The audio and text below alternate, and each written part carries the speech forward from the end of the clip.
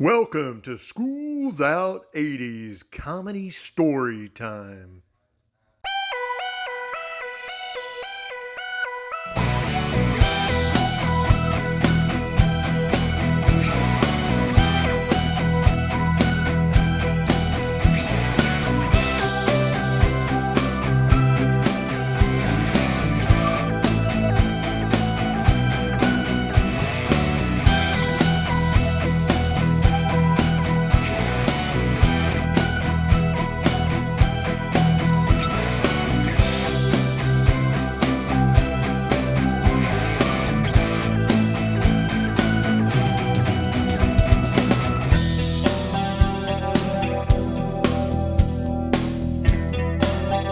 Hey everybody, welcome to School's Out 80s Comedy Story Time. Got a really special guest today, coming to us all the way from Dallas, Texas, Joe Brandenburg. Say hello to everybody at School's Out 80s. Hello, everybody. It is so good to be here. And John, thank you so much for having me. Oh, absolutely, Jill. It will be a blast. Well, hey, to kick things off, because this is all about the 80s, and I know you and I are children of the 80s, so to speak. So when you think about the 80s, looking back maybe to like high school, any funny stories come to mind? Oh my gosh. Yeah, I mean, in the 80s were such an iconic time. Right? And I am one of those people that think it was 20 years ago when it was twice that. And will never be able to reconcile that. I think in my mind, it will always feel like yesterday. Sure. But the biggest, and music was such, a really pinnacle part of your day, right? And we listened to it all the time. We did. And I listen to everything, as I still do. I go from one end of the radio to the other. But Uh-huh. back then, Van Halen was coming to town. They were doing 3 shows. Anybody that remembers, they were doing 3 shows at Reunion Arena. And I had Wow. gotten tickets with a Yeah. friend of mine Thursday Yeah. night. Go to my Okay. mom. Hey, mom, I'm going to a concert. It was my first concert, actually. Going to a Sure. concert. She says, no, you are not going to a concert. It's a school night. Yeah, but I'm thinking, Thursdays are like Fridays back then, right? We never did anything on Fridays in school. Right? And she says, no, absolutely not. You're not going. And I had already purchased the ticket. I wasn't about to tell my friends. Could be uncool until my friends I couldn't go. Right. But I told my best friend. She knew, the one I was, the one of the group that I was going with. Uh-huh. And I had to come up with the most elaborate of stories. Okay. I tell my mom, I have a mandatory sleepover. My drill team girls, we had to Uh-huh. stay at my captain's house, and it was like Right. mandatory. There was no way to get out of it. And and my mom believed me, of course. And I Sounds also did not. believable. Oh yeah, also didn't have a driver's license, but that's a story for another time. And I was the one in charge of driving. Still don't really know why. And I grew up in Duncanville, and Uh-huh. so we had to drive from Duncanville, to Reunion Arena. And I had my friend's car, and I'd gone to pick up the other girl that was going with us, and we drive to Reunion Arena. Go to Van Halen. Anybody that was there knows it was incredible. Best show I've ever seen. David Right. Lee Roth was that. That was when he was the best. Eddie Right. Van Halen, seeing that in person, iconic. We come out of the concert, and Uh-huh. anybody that went to Reunion Arena back in the day, back then, if you came out of the concert and you were on the wrong side of the arena, you walked all the way around, which is exactly what we had to do. So we Sure. walked all the way around, which took us literally forever in a day. We get in the car, we get back the next day, and of course I'd gotten my Van Halen 3/4 sleeve t-shirt. We get out of, get back home, get to school, get out of school the next day. My mom would come to pick me up. I get in the car with my Van Halen t-shirt on, and I was like, hey mom, look what Kelly got me at the concert, which was not technically a lie. And my mom said, well, that was so sweet of her to do that for you. I'm like, I know it was, wasn't it?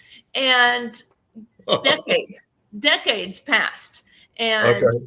my mom has since passed away. But during Yeah. that time when she was sick, I had told her, "Do you remember?" And I kind of go through this story. She had no idea. Literally got completely, entirely away with it. Never had an inkling of anything, but then I had a mandatory sleepover. Never imagined in a million years I went to the concert. Oh my gosh. I got to hear more about the concert though. How old were you when you were there? Oh, 15, 16? Okay, so you're like 15 or 16 years old. Oh, yeah. So was this like the Diver Down tour? Do you remember which tour it was? Yeah, it was Diver Down Tour. It was because Panama, right? Is that Panama? That's because he sang Panama. So is He that did. Diver? That might have been 1984 then. Panama Oh, came out in no, no, that can't be 1984. right. That can't be right because it was 1982. Okay, no worries. So that was Anyway, probably didn't matter. Diver Down. Yes, but it was. We sat on. We had lower balcony, like Yes, third row seats, right to the right of the stage, and so they were amazing seats. And sounds like it. oh yeah.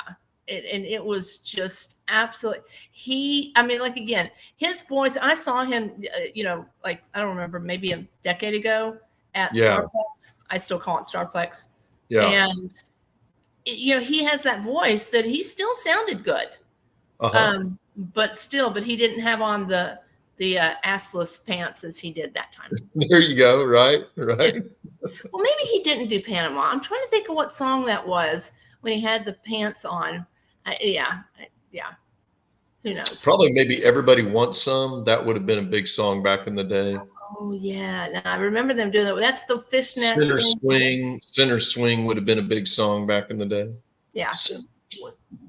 but yeah, and then of course Eddie did his solo Eruption, which was Oh yeah. Oh, that's just iconic. That's awesome. And that's right in the 80s. So tell me, like when you were in high school, not like at a concert in high school, but when you're in high school, Jill, did anything like really funny happen like in the lunchroom or out with the drill team or anything that you could think of, even in a classroom that just hits you and makes you chuckle to this day? well, quite a few things, and most of Okay, them go ahead. we don't want to document on audio or video. No, one of the craziest things, though, and I don't know if your Uh-huh. school did this, but we during lunch periods, every couple of weeks or so, we Yeah. had the band. It was the most popular band from your high school that we thought they were going to be the next Van Halen, and Oh, okay. they sweet hold on, what was the name of the band? High Voltage. There we go. And High Voltage used to play at lunchtime, all three Oh, periods of wow. lunch. You had a And cool high school. oh, we had a very, very cool high school. And my son still thinks it's just the craziest thing that we had a band that would play during lunch. But High Voltage, they were amazing. Of course, the Wow. cover band. And there Yeah, was, because we had an outdoor commons area. So we had the outdoor area and the indoor cafeteria that I think I only ate in once. And sure. the band played right outside the cafeteria. There was a big long, like it was perfect. It was set up like a big long sidewalk, and it was covered. Yeah, And it was just, I mean, that was just, for us, that's just what we understood to be normal. And my son's sure. like, what do you mean? And these guys still play, I mean, a couple of little switches, of who's playing bass and such. But for the Yeah. most part, these guys still play today. And I go Oh, see them. that's so cool. Yeah. So it's just, it's weird. You go back in time. There's people that I went to high school with that still go watch Yeah. them play, and you just walk back. It's like walking back in time. Oh, I bet so. I bet so. Wow. So Yes. any like, pardon me. So, this was the 80s, and of course your son's raised, my kids are raised. So we can talk about this stuff now, but any school drinking during school time? Oof. Okay. So yeah, obviously. This will make anybody that drank this for whatever reason caused you to Uh-huh. drink this just want to go. Um, there was a place called Ghost Mountain, And Ghost Mountain was just like down the highway up the block. And it was, of course, back in the 80s, there was always that group in your town that did like the devil Mhm. worshiping human sacrifice out in the woods kind of thing. But Ghost Mountain was that for us. And you'd see the little fire off into the distance and, Oh, ghost wow. stories about. And everybody would go out there and drink. That would be the first and only place that I've ever had tequila and Kool-Aid. Ugh. It's Yeah, not that good. doesn't sound good. It is not good. Not good. When you were in high school, you don't know any better. Oh my God, all that sugar. Ugh. Oh God, oof, blech, oof. And then again, I was a kid of the 80s as you were, and my Right. Yeah.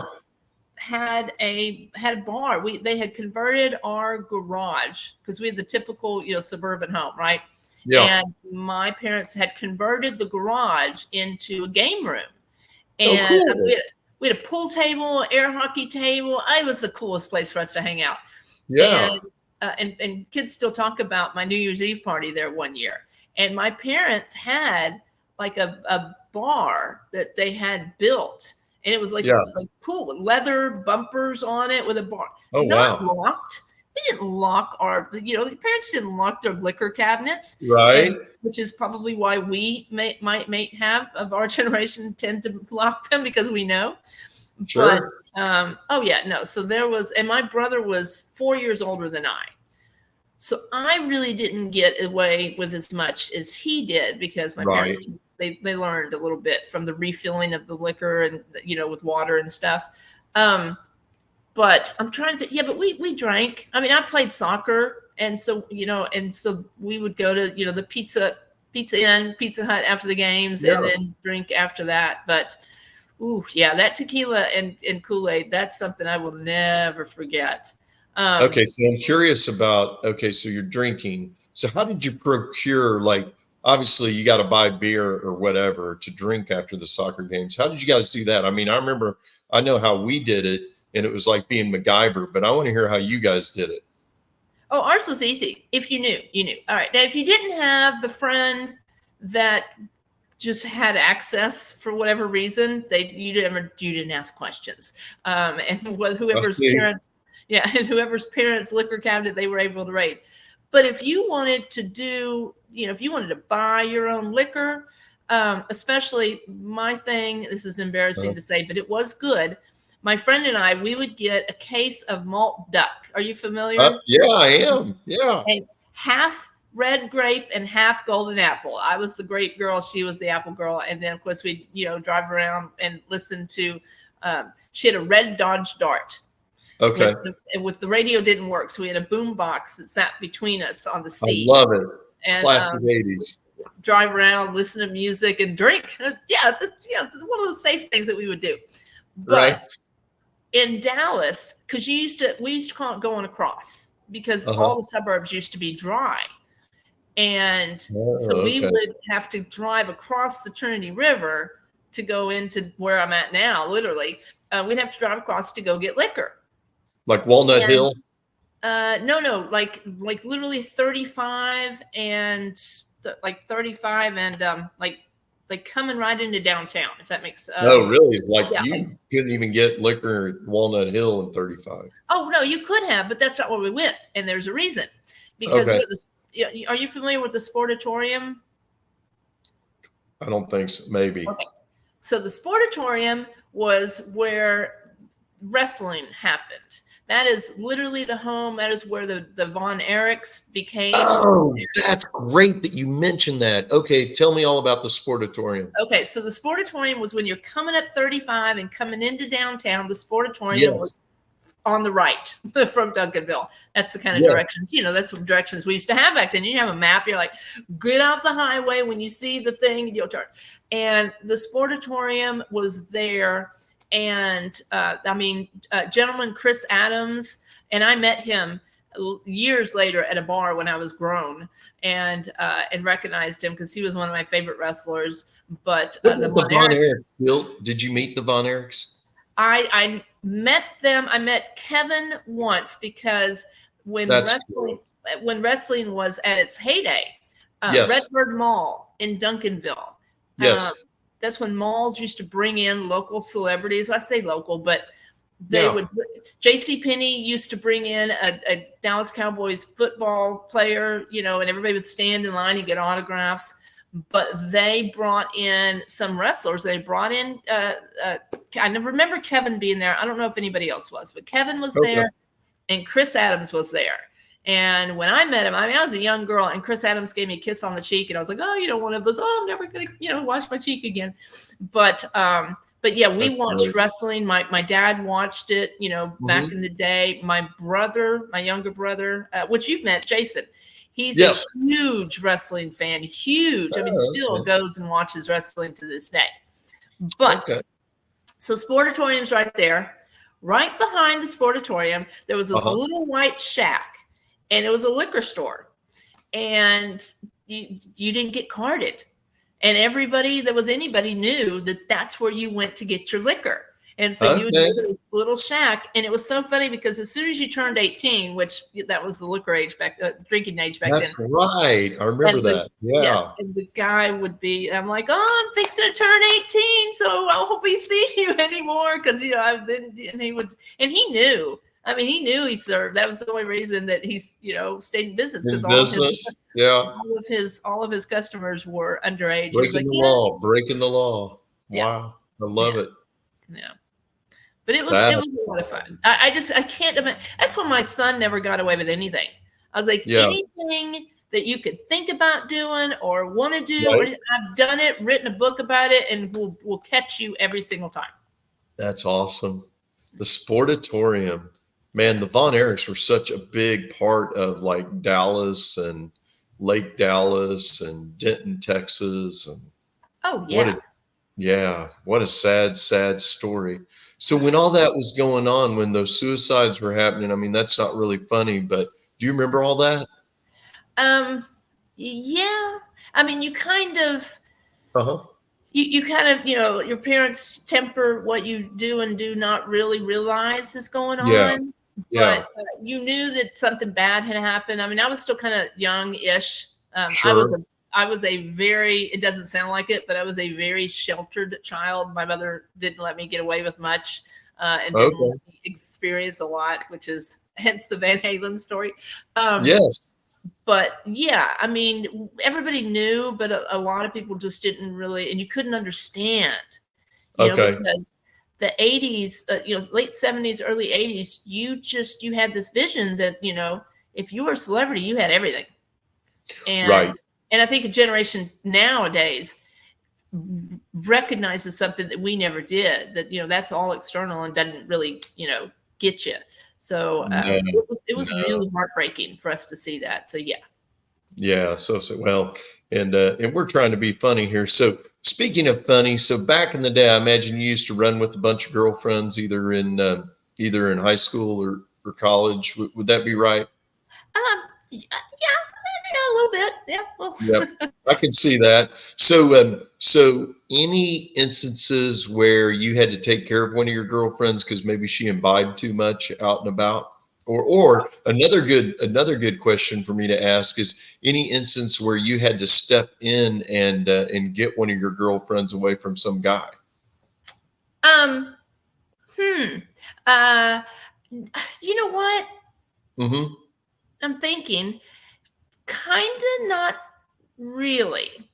And I Okay. guess it's kind of like that thing they say that if you don't have a problem with somebody that you work with, then you are Yeah. probably the problem. um, that would probably be my answer to this. Um, Okay. I was probably the one that always drank too much and partied too hard, Many of and my guests follow your pattern, so I hear that a lot when I ask that question. yeah, I mean, As I can far as remember am I? where my friends would step in and be like, "No, she don't. She's not going. You know, she's not going anywhere. She's not leaving." Oh, Um, okay. So they're I protecting you. oh yeah, I remember a friend Mhm. of mine. He was Yes. the manager. He'd gotten promoted, and I mean, and this is, you know, like my probably late teens, early 20s. Sure. Yeah. Um, and he had gotten promoted and was the manager of this bar. and it was his Okay. first weekend to manage. And so we all Okay. went in to celebrate with him, and we were just we celebrated quite a bit. Here's a great question to ask. So back in the day, could be the 80s, could be the 90s. Like I'm not partial to a particular time period when I ask this question. I'm just looking for something funny if it happened to you or not. Any blind dates that you'd like to forget, or any blind dates that you went on like back in the day where your girlfriend set you up or anything like that? One, I Okay, mean, awesome. it was probably the only time that they ever set me up. I had the biggest crush on my boss. Okay. It was, again, it was the 80s. Yep. And we were going to go out. He was going to set me up with this friend of his. And any other time, if I wasn't so blinded by the fact that I had such a crush on my boss, that his friend would have been just fabulous, good looking, just great guy, funny. I remember, yeah, Uh-huh. and just was not interested in him at all because I was stupid. And we had gone to this bar in Arlington, and just, I mean, I had a fine night, but it was just, he was there with this girl that we worked with that he likes. It was just this awkward, stupid whole night thing. Yeah. And but to top it off, I'll never forget. So he drives me home. I get home, and the next day I realized that I had forgotten my purse at the bar. Oh And no. yeah, so I had to go back and get my purse from the bar. And I was I think I was 19, 18, whatever I wasn't Uh-huh. supposed to be there, whatever the drinking age was, Oh because they no. had that thing where some bars would Uh-huh. grandfather you in, but that didn't apply to Arlington. So I wasn't supposed to be there. And so I had to go pick up my underage, ID from my purse from them. But yeah, that was really it. And then I never had one Yeah. of those TikTok worthy bad dates. No, okay, okay. Yeah. I was just curious. Sometimes. So, what about any run-ins with any famous people like back in the day? And it doesn't have to be the '80s, but like any memorable experiences where you met some famous people in the Dallas area, Oh or yeah. really? I mean, you saw people all the time. Now, my Mhm. biggest claim to fame, I think, Yeah. is I was working at Redbird Mall, Yep. and I got a job at Spencer's. It's like Spencer's Gifts Yeah, I know Spencer's. Yeah. over the Halloween holiday season. And it was a Saturday, and it was my turn to like dress up and stand in front of the store like they used to. Yeah. Yeah.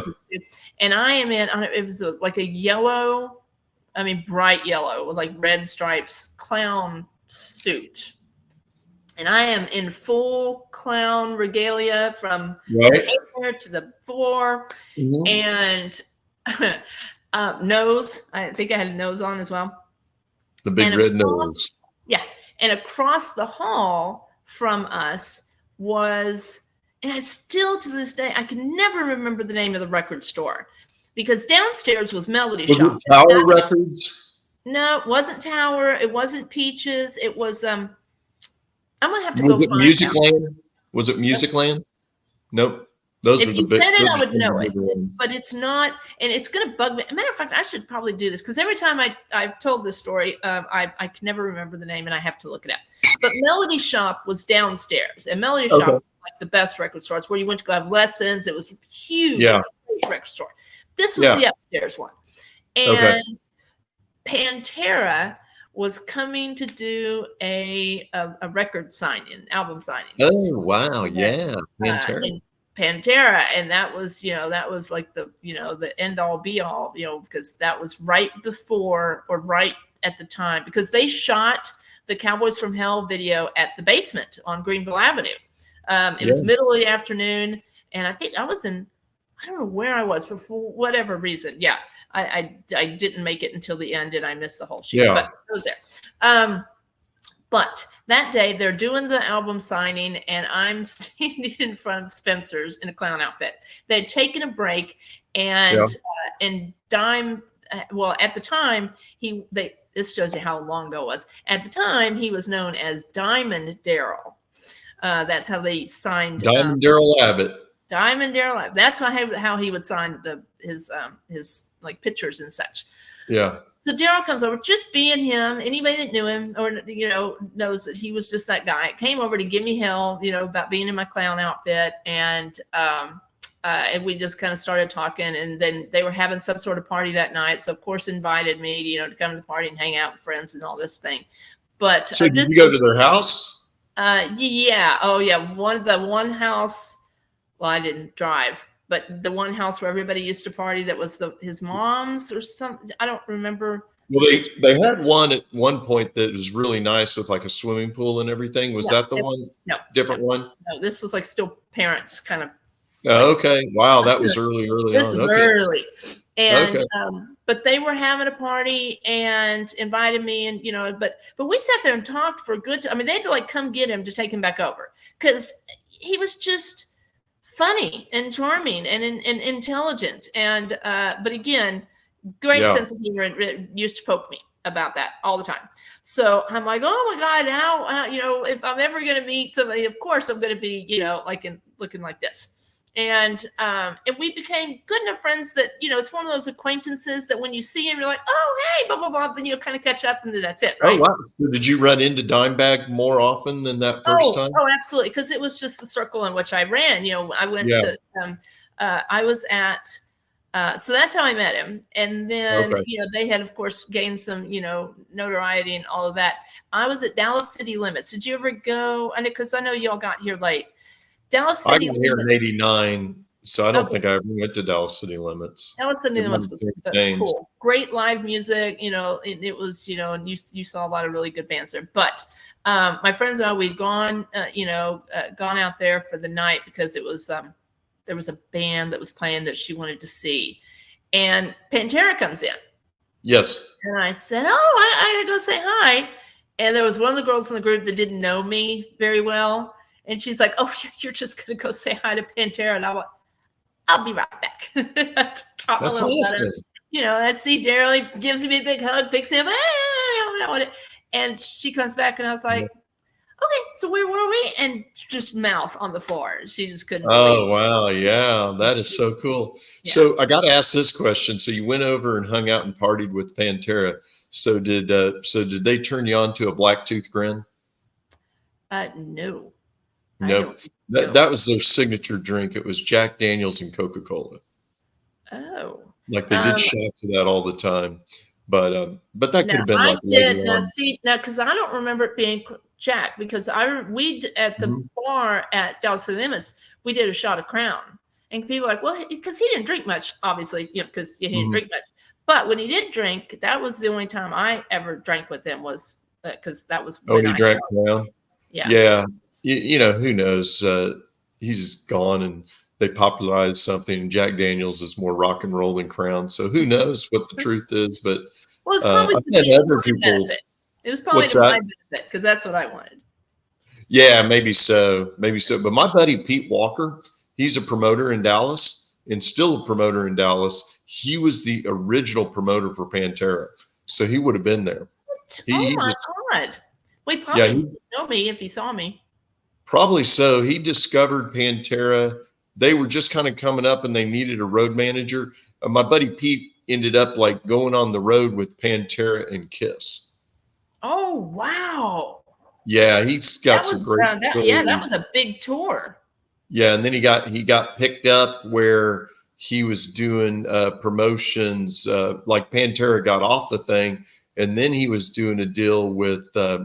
Like Ozzy Osbourne and one of the other big bands. I think it was Motley Crue and Ozzy Osbourne.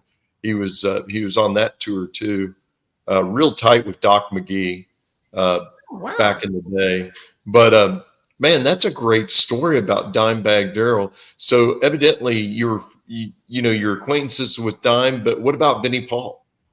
Oh well, I mean, I knew him obviously, but it's just yeah, I don't know. I mean, I don't know if we ever said more than a couple of words. He was. That's all good. That's all good. I love that story. And didn't you tell me you met Evel Knievel? Isn't that correct? Oh my God, yeah. So I was the biggest Evel Knievel fan when I was a kid, and Yeah. watched, that was back when everybody watched, a singular thing on TV at the same time. And Sure. I asked for Christmas for the wind up Evel Knievel motorcycle thing, and you put it on the motorcycle and you'd wind it up and it take off. I know it well. I had one. Yes. Okay. Well, I didn't, because my mother didn't want me to be a tomboy, and so she bought my brother the Evel Oh, Knievel one, no. and I got Yeah. the pink girl, which was fine, but she was pink and she wasn't Evel Knievel, but whatever. And Yeah. so Okay. that's I didn't know that existed.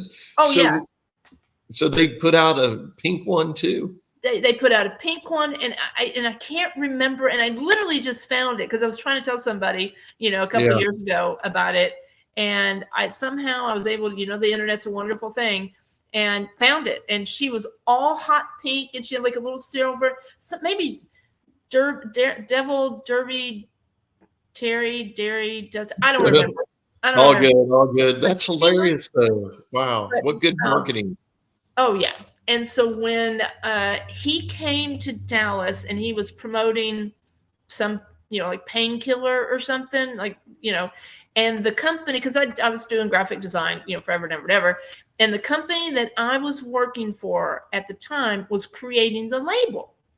Okay. And this one of the salespeople had come in, and she's like, "Hey," she says, "I got to go to this thing, and and there's this Evel Knievel. That's how there's this Evel Knievel. Used to be a motorcycle jumper guy or something." I'm like, "Oh my god!" And she was like, "Where is he? What is he doing?" She's like, "Oh, he's signing autographs up in Louisville." Oh, wow. And I was like in the heart of Dallas. Was Working. this like 10 years ago? How long ago was Oh this? goodness, let's see. This was probably 1990. Oh no, I'm sorry, that's not right. Because Dylan was probably. Let me think. Hold on. Maybe 10. Okay, so maybe 2002, 2000. Okay. So did Somewhere. he have like jet white hair at that point when you met him? Yes. Yeah. Not Okay. super white, but it was, yeah, definitely he was old. And I've got a picture somewhere. I've got a picture in the house because I pulled it because I was going to show it to you. Yeah. So he was at this warehouse, big, huge warehouse. And I like printed out the shot of him at Wembley Stadium.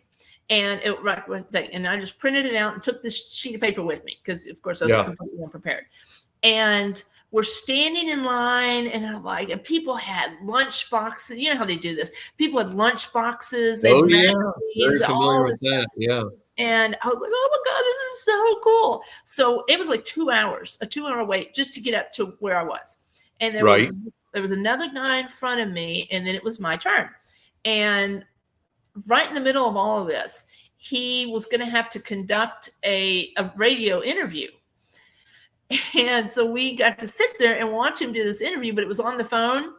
And you got to remember, this was, early 2000s, right? Cell phones weren't the greatest. And they certainly Right. weren't good in a warehouse with a big roof and the metal. And so, yeah. So he gets on this one phone. The connection's not good. He's Right. pissed, throws the phone.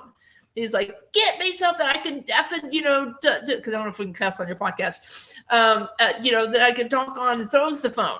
And of course, his staff's freaking out. They go and they get him another phone, and he gets on and he talks, and so we got to listen to the interview, which was kind of cool. And so, like, 20 minutes later, we're done. Guy goes up, and then I come up, and I said, oh my God. Yeah, I'm sure I'm 55th person that's told him this. I was like, oh my God. I said, when I was a kid, I hope you don't take this the wrong way. I said, I used to love, watching you jump. And, I said, I hated watching you crash, but I loved watching you get back up. And he was like, yeah, I get it. I understand. And it was like, oh my God. I was shaking. I was so excited. And Wow. so he signed my picture for me and took a picture Oh. with me. And, this was pre-selfies. So like somebody had to like take the picture Yeah. with my Yeah. disposable camera, and I'd like get the picture developed after the fact. And it was absolutely just a huge, huge moment for me. That's awesome. I Yeah. love hearing that. Yeah. He wasn't the best human being No. that ever walked this earth, but I'll tell you, he was a smart person. Here's my belief is that I think, and this kind of goes in the bubble in which I live, right? Yes. I think that you have to have that. Not you don't have to be a complete asshole, but you have to believe that you are untouchable, that you are invincible, that you can do anything you want. Because when Tiger, who was the end all be all of everything with golf, right? And I Right. think when Tiger got in that wreck and and divorced from his wife and was caught cheating and all of that kind of stuff, you know, in his mind, he was perfectly able to do all of this. I'm Tiger Woods, and he was born and bred to understand that you can do anything you want. And I think a lot of these people, and Evel Knievel is probably the same way. You can't do what he did and not have this belief system in yourself. And I think when that gets shattered, like when Tiger's world, when he went into therapy, and they're like, yeah, you can't do that. Yeah, it made him a better person, but it made him a worse golfer, right? Yeah. Because Yeah. you Yeah. don't play with Right. that. You don't play with that level of invincibility and intensity. And I think that Evel Knievel never lost his belief system. Yeah, yeah, he was, a big hero of mine. But also I realized like how flawed he was, but that even kind of makes him more interesting. The fact that he was such a flawed human being as we all are. Well, Jill, hey, we're about ready to wrap things up, but any other like story that I haven't uncovered that you'd like to share with the listening audience at Schools Out 80s? Any like little quips or things that you want to make sure that you bring up while we're chatting? I have one story, and it's one Go I ahead. love to tell, but it's one of those things that kind of shows us how we age through this Right. concert system. And my son was 2 years old, and we were living in New Mexico, and I wanted to go see Metallica. I was so excited, and they Okay. played at this outdoor venue, which was kind of like the old 1980s high school, football stadiums back in the Uh-huh. day. Yeah.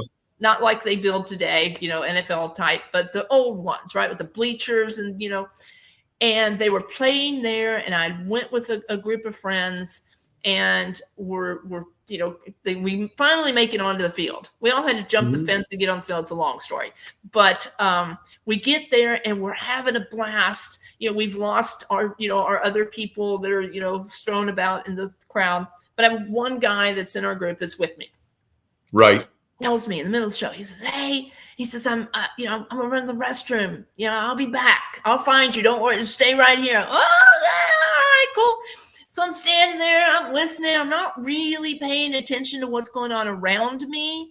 Sure. And I'm in the zone. I'm listening to the music, and all of a sudden, a mosh pit opens up around me. Now, Okay. at this point, I'm in my very late 20s, and approaching 30, and a mosh pit is not where I kind of really thought I would be successful. And so the You don't ideal see mosh too pit, many women or girls inside of a mosh pit historically. It's insane. typically like, skinheads and dudes with long hair, and Yep, it's yep, pretty that is visible. exactly what it was. And so it opens up around me. Somebody pushes me, as they do. Somebody pushes me into somebody, and they're all doing this, and I'm like, I just panic and I freak out. I'm like, I'm pregnant. I'm pregnant. And I turn around and I start running out of the thing, right, so that nobody hits me or jumps on me or anything like that. Which Sure. I was not, and I lied to that entire group of people. But I go and I just start running toward the back to get away from the mosh pit. I And bet. my friend's timing is perfect because I literally ran smack into him. I mean, he like stops me and I slam right into him. I almost died. So yeah, there was that. So that's a Oh, okay. That's a good one. Yeah. but that's when I realized Yeah. I was getting too old for that. So Yeah. I never participated in a mosh pit, but in the 80s, it was a big deal for guys would run up to each other and like hit each other in the forehead, like bounce foreheads. yes, And that was horrible. Like, that and it was kind explains of a like, lot now. what's That that? that explains quite a bit now. Yes, that's why I am who I am today, because people bang their heads up against my head. Um, awesome. Well, hey, this is the time of the show. If there's anything at all that like you want to promote, like your art or anything like that, I could put links in the show notes. So if anybody wants to go out and see your art and you're a professional artist, you're welcome to do that. If you have like a website or a Facebook page or anything like that that you want to promote, go right ahead. Oh, well, absolutely. Well, I I coined myself as a speaker, a writer, an artist, and an activist. But being an artist is probably what's at my core the most. Mhm. And I do what I call abstract pop art. Matter of fact, there's a piece behind me that oh, Yeah. y'all don't do video, do you? But I take logos and icons from pop culture and incorporate them into my abstract artwork. And I've done a lot that people would probably resonate as far as, from back in the day in the 80s and in Yeah. music as well, my music choices. So I create that art and I do have a website. It is speakerjillsart.com. And Cool. I've had my art shown in Times Square. I've had it shown in Bali and in London. But I'm always, up for having, gallery events and showings like that. But if you are interested in a piece of my art, that's where you go, speakerjillsart.com. Excellent. Speakersjillsart.com. We'll have it in the show notes so people can just click on it. Well, I'll go ahead and promote what I do. I am John the Sales Warrior Sansoni. I've been professionally selling successfully for 34 years. What can I teach you? How to prospect, present, follow up, and most importantly, how to close. I have a 3-day masterclass that includes inspiration, motivation, and the mental tools to succeed in business and sales. My course includes worksheets, audio, video, and can be taken in 30 action blocks. Also included, how to have greater confidence. My course should be $400. If you get it today, $29.95. And included my book for free. Once purchased, you'll get free monthly inspiration from me. Just go to saleswarriorinspire.com and order yours today. That's it. Back to the show. So for anyone out there who is looking for some inspiration and some tips on being a salesperson and what it takes to be professional and successful, you want to go and check out John's book. He is on Amazon and he speaks and he does everything that he can to make you and your world a little more successful. Awesome, Jill. Thanks a lot. Hey, wonderful having you on. It was funny, enlightening, and mind expanding as I thought it would be. Oh, well, fantastic. Well, thank you so much for having me. I've been looking forward to this. So thanks so much. Excellent. So for everybody, we're gonna cut out now. So it's the end of the episode for School's Out 80s Comedy Story Time. So I'll say goodbye to everybody. Bye-bye, everybody. And Jill, say bye to everybody. School's Out 80s. Bye-bye, everybody.